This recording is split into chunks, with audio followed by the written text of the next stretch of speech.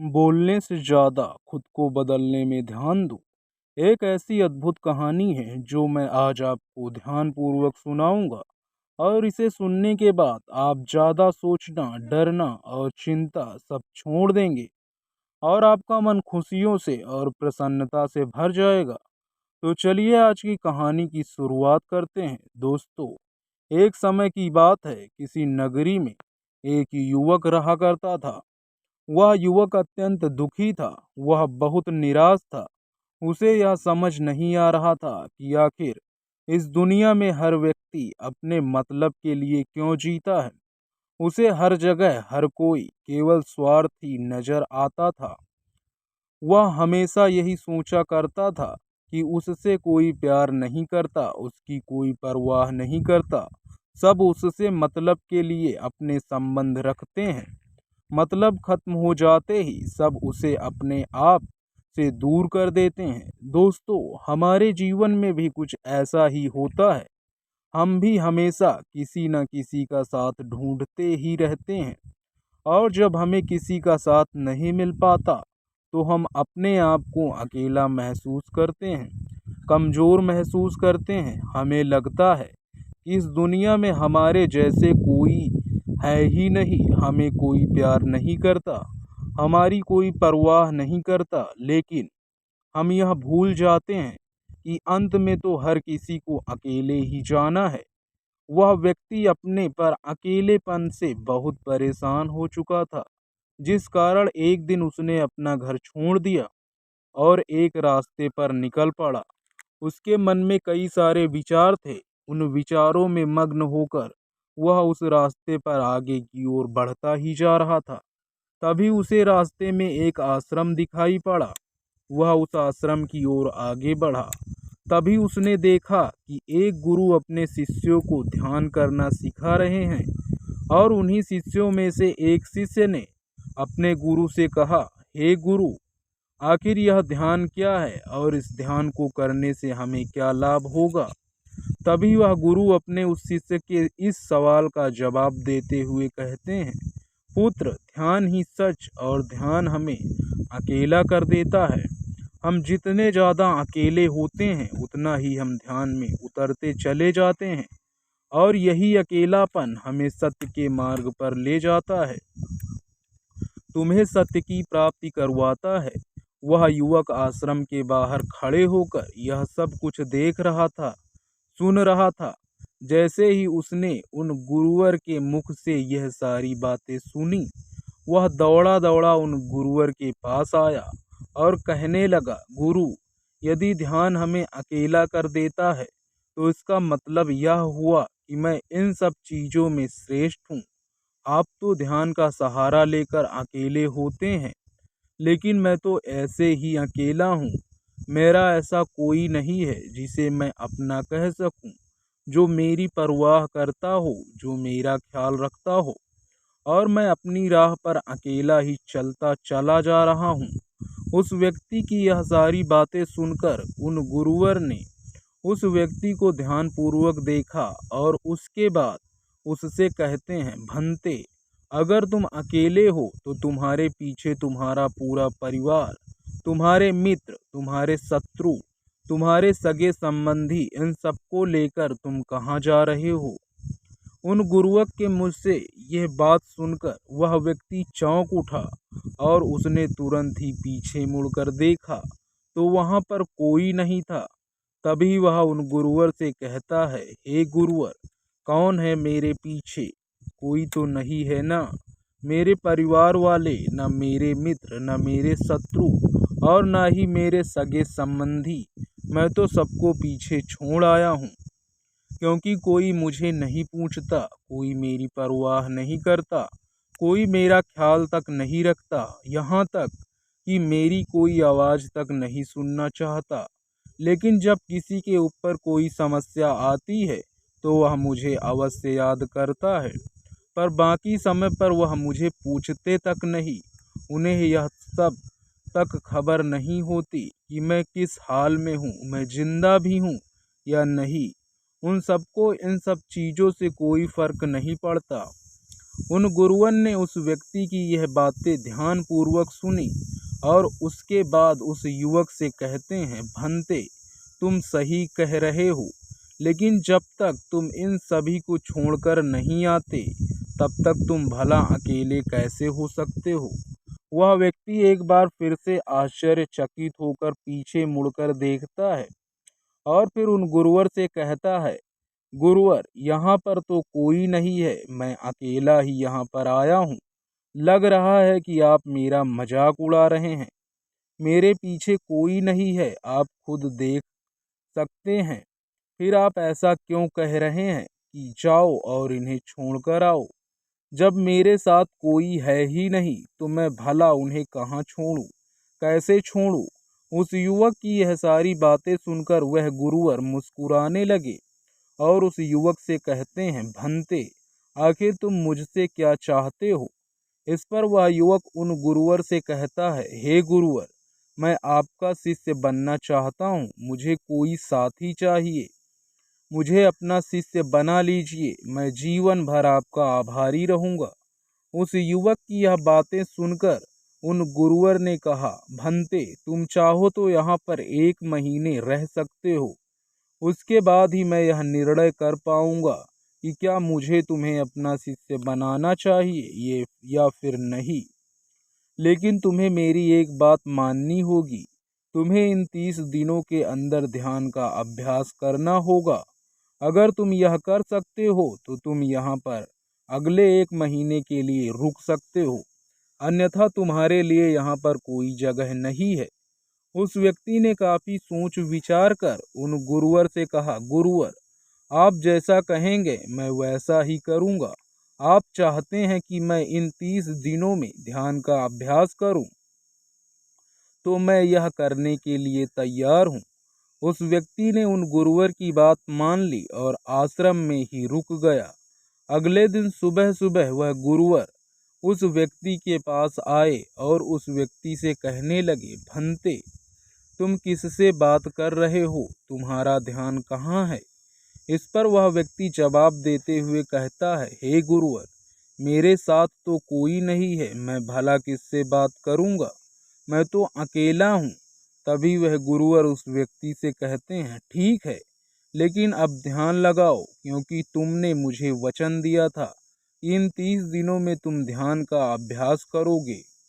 उन गुरुवर के कहने पर वह व्यक्ति ध्यान करने बैठ जाता है, लेकिन पहले दिन उसे ध्यान करने में बहुत तकलीफें आती हैं, बहुत सारी परेशानियों का सामना करना पड़ता है, यहाँ तक कि वह ढंग से लगातार बैठ भी नहीं पा रहा था। उसके पैर मानो शून्य से हो जाते और उसका पैर मानो काम करना ही बंद कर देता। यह सारी बातें वह गुरुवर देख रहे थे। तभी उन गुरुवर ने उस व्यक्ति से कहा, भंते, तुम जितना देर चाहो उतना देर बैठ सकते हो। यह ऐसा कोई जरूरी नहीं है कि तुम एकाएक लगातार बैठे ही रहो। यदि तुम्हें थोड़ी तकलीफ है तो तुम उठ सकते हो, टहल सकते हो और फिर आकर बैठ सकते हो। इतना कहकर वह गुरुवर वहां से चले गए।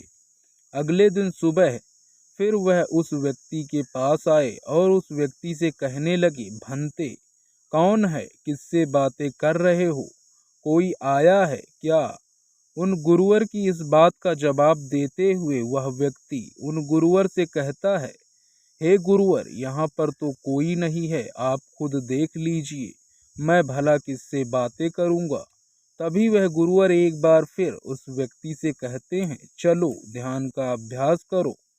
तभी वह व्यक्ति उन गुरुवर से कहता है, हे गुरुवर, क्या केवल आंखें बंद करके बैठ जाना इसे ही ध्यान कहते हैं। अगर इसे ही ध्यान कहते हैं तो यह तो बड़ा ही आसान है और इसे तो कोई भी कर सकता है, केवल आंखें बंद करके बैठना ही तो है। इसका जवाब देते हुए वह गुरुवर उस व्यक्ति से कहते हैं, भंते, केवल आंखें बंद करके बैठ जाना इसे ध्यान नहीं कहते। ध्यान करने के लिए तुम्हें अपने मन को एकाग्र करना होगा, अपने मन को किसी एक चीज पर लगाना होगा। वह कोई भी चीज हो सकती है, बाहर की कोई आवाज़ या तुम्हारे भीतर से आने वाली यह सांसें, इन सांसों के अंदर और बाहर होने की आवाज़, तुम ऐसी किसी भी चीज़ पर ध्यान लगा सकते हो जो लगातार वर्तमान समय में घट रही है, ताकि तुम्हारा पूरा ध्यान उस चीज़ पर एकाग्र हो और तुम्हारा ध्यान कहीं भी भटके नहीं, जिस कारण तुम उस पर ध्यान लगा पाओगे। और एक बात और याद रखना, जब तुम उस चीज़ पर ध्यान लगाओगे तो तुम्हारा ध्यान हटना नहीं चाहिए। इतना कहकर वह गुरुवर वहाँ से चले गए। अगले दिन जब वह सुबह सुबह एक बार फिर उस व्यक्ति से मिलने आए, तो उन्होंने एक बार फिर उस व्यक्ति से कहा, भंते, आज कौन आया है? किससे बातें कर रहे हो? बड़ी जोर जोर से आवाज़ आ रही है। तुम यहाँ पर खुद शांति पाने आए हो या फिर दूसरों को अशांत करने के लिए? वह व्यक्ति उन गुरुवर से कहता है कि गुरुवर, पर यहाँ पर तो कोई है ही नहीं, तो मैं भला किससे बात करूँगा? यहाँ तक कि अभी तक मेरे मुख से एक शब्द तक नहीं निकला है, तो फिर आपको कैसे जोर जोर की आवाज़ें कहाँ से आ रही हैं? और जब मैं एक शब्द भी नहीं बोला, तो मैं भला दूसरों के लिए अशांति का कारण कैसे बन सकता हूँ?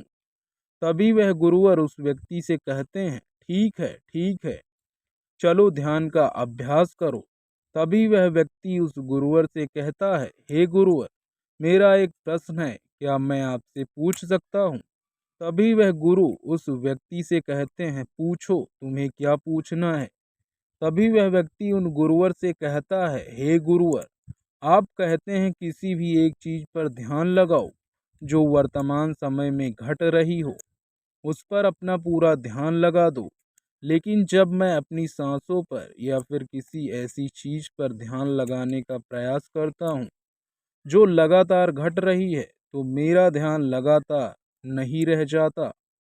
मैं पल पल भटकता रहता हूँ। कभी मुझे कुछ याद आने लगता है, तो कभी मुझे कुछ और याद आने लगता है। वह पुरानी चीजें, वह पुरानी यादें मेरा पीछा नहीं छोड़ती। आपके कल यहाँ से चले जाने के बाद मैं ध्यान करने के लिए बहुत प्रयास किया, लेकिन वह पुरानी यादें बार बार मुझे याद आ रही थी, जिस कारण मैं एक चीज पर ध्यान लगा ही नहीं सका। तो अब मुझे क्या करना चाहिए? उस व्यक्ति की यह सारी बातें सुनकर वह गुरु मुस्कुराने लगे और वहां से चले गए। उन गुरुवर की हंसने की वजह से उस व्यक्ति को समझ नहीं आई। अगले दिन सुबह सुबह एक बार फिर वह गुरु उस व्यक्ति के पास पहुँचे और कहा, भंते, यह तुम क्या कर रहे हो? इतना आलस, चारों ओर आलस ही आलस फैला हुआ है। अपने पास से आलस को भगाओ, अन्यथा यह तुम पर हावी हो जाएगा और फिर तुम हमेशा इसके अधीन बनकर रहोगे। तभी वह व्यक्ति गुरुवर से कहता है, हे गुरुवर, आप तो रोज एक ही बात करते हैं कि यहाँ पर कोई है, लेकिन मुझे तो कोई नजर नहीं आता। आप ही बताइए यहाँ पर कौन है? तभी वह गुरु उस व्यक्ति से कहते हैं, ठीक है, चलो अभ्यास के लिए चलते हैं। तभी वह व्यक्ति उन गुरुवर से कहता है, हे गुरुवर, मेरा एक प्रश्न है, आपकी आज्ञा हो तो मैं आपसे पूछना चाहता हूँ। गुरुवर उस व्यक्ति से कहते हैं, हाँ पूछो, क्या प्रश्न है तुम्हारा? तभी उस व्यक्ति ने गुरुवर से कहता है, हे गुरुवर, आपकी कृपा से अब मैं पहले से बेहतर तरीके से ध्यान कर पा रहा हूँ, लेकिन अभी भी मुझे एक समस्या आ रही है, और वह यह है कि जब भी मैं अपनी सांसों पर ध्यान देता हूँ तो मेरा मन एकाग्र तो होता है और मैं पहले से ज़्यादा और अच्छी तरह से ध्यान भी लगा पाता हूँ, लेकिन ध्यान लगाते लगाते मुझे नींद आने लग जाती है और मैं सो जाता हूँ। फिर उसके बाद मुझसे ध्यान नहीं हो पाता। उसके बाद केवल बस मुझे नींद ही नींद आती रहती है और मैं ध्यान की तरफ फिर अपने आप को मोड़ नहीं पाता। उस व्यक्ति की यह बात सुनकर वह गुरुवर उस व्यक्ति से कहते हैं, यह तो अच्छी बात है। इतना कहकर वह वहां से चले जाते हैं। 5वें दिन जब सुबह सुबह वह गुरुवर उस व्यक्ति के पास पहुंचते हैं, तो तो वे कहते हैं, भंते तुमने इतने लोगों को क्यों बुला रखा है? इतने सारे लोग तुम्हें ध्यान नहीं करने देंगे। तुमने इतने सारे लोगों को क्यों बुलाया है? इन्हें यहाँ से जल्दी भेजो। मुझे यहाँ पर बिल्कुल नहीं पसंद है। तो यहाँ पर अकेले आए थे जैसा कि तुमने कहा, तो फिर इतने सारे लोगों को तुमने आज क्यों बुला रखा है? इन्हें अभी के अभी वापस छोड़ कर आओ। तभी वह व्यक्ति उन गुरुवर के बारे में मन ही मन यह सोचता है कि लगता है गुरुवर पागल हो चुके हैं। जब भी रोज आते हैं तो हमेशा एक ही बात कहते हैं कि यहाँ पर कोई है, लेकिन मुझे तो कोई नजर ही नहीं आता। बड़ी विनम्रता से उन गुरुवर से कहा, गुरुवर शायद आपकी आंखें जो देख पा रही हैं वह मैं नहीं देख पा रहा हूँ। मुझे तो यहाँ पर कोई नजर ही नहीं आता। फिर आपको कैसे यहाँ पर लोग ही लोग नजर आ रहे हैं? फिर गुरुवर उस व्यक्ति से कहते हैं, अच्छा ठीक है, चलो अब ध्यान का अभ्यास करते हैं। तभी वह व्यक्ति उन गुरुवर से कहता है, गुरुवर मुझे ध्यान के वक्त नींद आती है। जैसा कि मैंने आपको बताया था उस पर तो मैंने नियंत्रण पा लिया, लेकिन अब जब भी मैं ध्यान करने बैठता हूँ, किसी एक चीज पर अपना ध्यान केंद्रित करता हूँ, तो मेरे मन में विचारों का सैलाब होता है। मानो विचारों की बाढ़ सी आ जाती है, विचारों की बाढ़ सी आ जाती है। इतने विचार तो आंख खोलकर भी मैंने कभी नहीं देखे होंगे, जितने की आंखें बंद करने के बाद मुझे नजर आते हैं। और इन विचारों में कुछ ऐसे विचार भी मेरे मन में आते हैं जिनके बारे में आज तक मैंने सोचा तक नहीं है। मुझे उनके बारे में कुछ भी नहीं पता। यह सब क्यों हो रहा है गुरुदेव? उन गुरुवर ने उस व्यक्ति की यह बात सुनकर उस व्यक्ति से कहा, अच्छा ऐसा हो रहा है। इतना कहकर वह गुरुवर वापस चले गए। अगले दिन सुबह सुबह वह गुरुवर एक डंडा लेकर उस व्यक्ति के पास पहुंचे और एक डंडा जड़ते हुए उस युवक से कहते हैं, मैं तुम्हें पहले ही कहा है, इतने सारे लोग मुझे पसंद नहीं। तुम्हें इन्हें छोड़कर आना होगा। आखिर तुम रोज रोज इन्हें क्यों ले आते हो? इतनी भीड़ इकट्ठा करके तुम्हें क्या लाभ है? आज के बाद यह यहाँ पर नहीं आने चाहिए। इस बात का ख्याल रखना, यदि आज के बाद यहाँ पर कोई भी नजर आया और तुम्हारी बकबक मुझे सुनाई पड़ी तो मैं तुरंत ही तुम्हें इस आश्रम से निकाल दूंगा। तभी वह व्यक्ति बड़ी विनम्रता से उन गुरुवर से कहता है, हे गुरुवर मुझे तो यह समझ नहीं आता कि मुझे कोई नजर ही नहीं आता, लेकिन आप रोज एक ही बात करते हैं। आप रोज एक ही बात कहते हैं कि यहाँ पर मैंने भीड़ इकट्ठी कर रखी है। जिन लोगों को भी मैं लाया हूँ उन्हें मुझे छोड़कर आना होगा। लेकिन मैं आपसे हर रोज एक ही बात कहता हूँ कि मुझे कोई नहीं नजर आता, ना ही मुझे कोई यहाँ पर दिखाई पड़ता है और ना ही मैं अपने मुख से एक शब्द भी निकालता हूँ। लेकिन फिर भी आप कहते हैं कि आपको लोगों की आवाज़ें सुनाई पड़ रही हैं। तभी वह गुरुवर उस व्यक्ति की इस बात का जवाब देते हुए कहते हैं, क्या तुम्हारे मित्र, तुम्हारे परिवार वाले, तुम्हारे सगे संबंधी, तुम्हारे शत्रु, तुम्हारी इच्छाएं, तुम्हारी वासनाएं, यह सब क्या तुमसे मिलने नहीं आते? वह व्यक्ति उन गुरुवर से कहता है, नहीं गुरुदेव, मुझसे कोई मिलने नहीं आता। मैं तो यहाँ पर अकेला ही आता हूँ और अभी भी मैं अकेला ही हूँ, मेरा कोई नहीं। तभी वह गुरु क्रोधित होकर उस डंडे से उस व्यक्ति पर एक और प्रहार करते हैं और कहते हैं, अभी बैठो, अभी ध्यान लगाओ, और यदि तुम्हारे ध्यान में कोई भी आता है तो मुझे बताओ।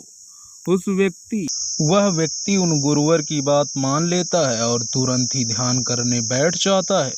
कुछ देर तक तो वह काफी शांत रहता है, लेकिन कुछ देर बाद ही वह उन गुरु से कहता है, हे गुरुदेव, मेरा भाई मुझसे मिलने आया है, साथ में मेरे पिताजी भी हैं। दोनों बहुत दुखी हैं क्योंकि मैं उन्हें छोड़कर यहाँ जो चला आया हूँ। मेरे भाई की तबीयत भी कुछ ठीक नहीं लग रही है, वह मुझे बुला रहे हैं। मेरे बड़े भाई की पत्नी अर्थात मेरे भाभी मेरे बड़े भाई के साथ अच्छा व्यवहार नहीं कर रही हैं। और तो और मेरी प्रेमिका भी आई हुई है। वह मुझसे पूछ रही है कि क्या तुम मुझसे शादी करोगे या फिर मैं किसी और से शादी कर लूं। वह भी बहुत दुखी नजर आ रही है। और इतना ही नहीं, मेरे कुछ मित्र भी पीछे खड़े हैं जिनसे मैं कुछ कर्ज लिए थे। आज वह मुझसे अपना कर्जा मांगने आए हैं। मुझे धोखेबाज कह रहे हैं, मुझे अपशब्द बोल रहे हैं। और वह साथ में मेरे कुछ शत्रुओं को भी लाए हैं। लेकिन मेरे शत्रु मुझे मारना नहीं चाहते। वह तो यह कह रहे हैं कि तू तो पहले से भी मरा हुआ है और तुझे और क्या मारना। इतना कहकर वह व्यक्ति कुछ देर के लिए शांत हो गया, लेकिन उसी के बाद फिर कुछ देर बाद वह एक बार फिर से उन गुरुवर से कहने लगा, गुरुवर, अब मेरे पास एक बहुत बड़ा घर है। इसे मैंने खरीद लिया है। मैं, मेरे पिता, मेरी माता, मेरे भाई, मेरी भाभी सभी इसमें बहुत मिलजुल के रह रहे हैं। हम बहुत खुश हैं। मैं अब अपने मित्रों से अत्यधिक अमीर हूँ। मेरे पास बेशुमार धन दौलत है। और तो और मैं अपनी प्रेमिका से शादी भी कर ली है और इसका जश्न मना रहे हैं। इतना कहकर वह व्यक्ति एक बार फिर शांत हो गया और फिर कुछ देर बाद और फिर एक बार उन गुरुवर से कहता है, हे गुरुवर, मुझे कोई मारने का प्रयास कर रहा है। लगातार वह मुझ पर प्रहार कर रहा है। मैं उसका चेहरा देखने का प्रयास कर रहा हूँ, लेकिन मुझे उसका चेहरा नजर नहीं आ रहा है। इतना कहते कहते वह उन गुरुवर से कहता है, गुरुदेव, यह तो आप हैं जो मुझे मार रहे हैं और यह भी कह रहे हैं कि इतनी भीड़ को लेकर क्यों आए हो और इन्हें लेकर कहाँ जा रहे हो। मेरे साथ तुम्हें अकेले ही चलना होगा। इतना कहकर वह व्यक्ति ध्यान से उठ गया और उसको रुके चरणों में, उन गुरु के चरणों में गिर पड़ा और उसने उनसे कहने लगा, हे गुरुदेव, आप सही थे। आप जो हमेशा कहते थे कि इस भीड़ को लेकर मैं कहाँ जा रहा हूँ। आप हमेशा यही कहते थे कि इन सबको छोड़ कर आओ, लेकिन मुझे कोई नज़र नहीं आता था। लेकिन आज मैंने उन सबको देख लिया जिन्हें मैं अपने साथ लेकर आया था, जिन्हें मैं अपने साथ लेकर घूम रहा था। हर कोई मेरे साथ ही है, मेरे पास ही है। लेकिन मैं यह सोच रहा था कि आखिर मैं इतना बेचैन क्यों हूँ और मेरी बेचैनी की वजह क्या है। उस व्यक्ति की यह सारी बातें उन गुरुवर ने ध्यानपूर्वक सुनी और उसके बाद वह वहां से चुपचाप उठकर चले गए। उसके बाद में वह गुरुवर उसके पास कभी नहीं आए, लेकिन वह व्यक्ति हर रोज ध्यान का अभ्यास कर रहा था। और एक पूरे महीने बाद जब वह उन गुरुवर के पास पहुंचा, तो उन गुरुवर से कहने लगा, गुरुवर, जैसा कि आप कहते थे कि मैं हमेशा अपनी भीड़ को अपने साथ लेकर घूमता हूँ, तो आज मैंने उस भीड़ को विदा कर दिया है और अब मैं बिल्कुल अकेला हूँ। मेरे साथ कोई नहीं, मेरे साथ आप भी नहीं हैं। यहाँ तक कि मैं खुद अपने साथ नहीं हूँ। मैं एक परम शांति महसूस कर रहा हूँ। अब मुझे ऐसा प्रतीत होता है कि अब मेरे जीवन में कोई समस्या नहीं है, कोई समाधान नहीं है। मैं बिल्कुल हल्का महसूस कर रहा हूँ। मैं बहुत अच्छा महसूस कर रहा हूँ और इस शांति में जो आनंद है, इसका क्या कहना। तभी वह गुरुवर उस व्यक्ति से कहते हैं, भंते, अगर तुम चाहो तो इस अकेलेपन को लेकर तुम अपनी दुनिया में वापस जा सकते हो। अब व्याधि तुम उस संसार में वापस भी लौट जाओ। भले ही लोग तुम्हारे आसपास क्यों ना रहे, भले ही पूरी भीड़ तुम्हारे साथ क्यों ना रहे, लेकिन फिर भी तुम अकेले ही रहोगे। फिर चाहे वह तुम्हारे रिश्तेदार हों, सगे संबंधी हो, परिवार वाले हों, तुम्हारे मित्र, तुम्हारे शत्रु, तुम्हारी भावनाएं या फिर तुम्हारी प्रेमिका, इन सबके साथ रहकर भी तुम पूर्ण रूप से अकेले ही रहोगे। और इतना ही नहीं, तुम्हारे जीवन में जब भी कोई बुरी परिस्थितियां आएंगी तब भी तुम बिल्कुल अकेले और शांत रहोगे। और तुम हर परिस्थितियों का समाधान निकालने में भी अब पूरी तरह सक्षम हो चुके हो। और यदि अब तुम चाहो तो मैं तुम्हें अपना शिष्य बना सकता हूँ, क्योंकि हो सकता है तुम्हें यह लग रहा हो कि यह 30 दिन तो पूरे खत्म हो चुके हैं, लेकिन ध्यान का मार्ग अभी शुरू हुआ है। और याद रहे कि अभी तो बहुत कुछ सीखना है, जानना है, लेकिन कुछ रखना नहीं है। यह मार्ग अभी शुरू हुआ है और यह मार्ग अति लंबा है, और इस मार्ग की शुरुआत शांति से ही होती है। तभी वह व्यक्ति उन गुरुवर को प्रणाम करता है और उनसे कहता है, हे गुरुवर, मैं अपने घर वापस लौटना चाहता हूँ, अपने उस संसार में वापस जाना चाहता हूँ, ताकि मैं अपनी जिम्मेदारियों को निभा सकूं और साथ ही साथ इस मार्ग पर भी आगे बढ़ सकूं। यदि आपकी आज्ञा हो। तो इतना कहकर वह व्यक्ति शांत हो गया।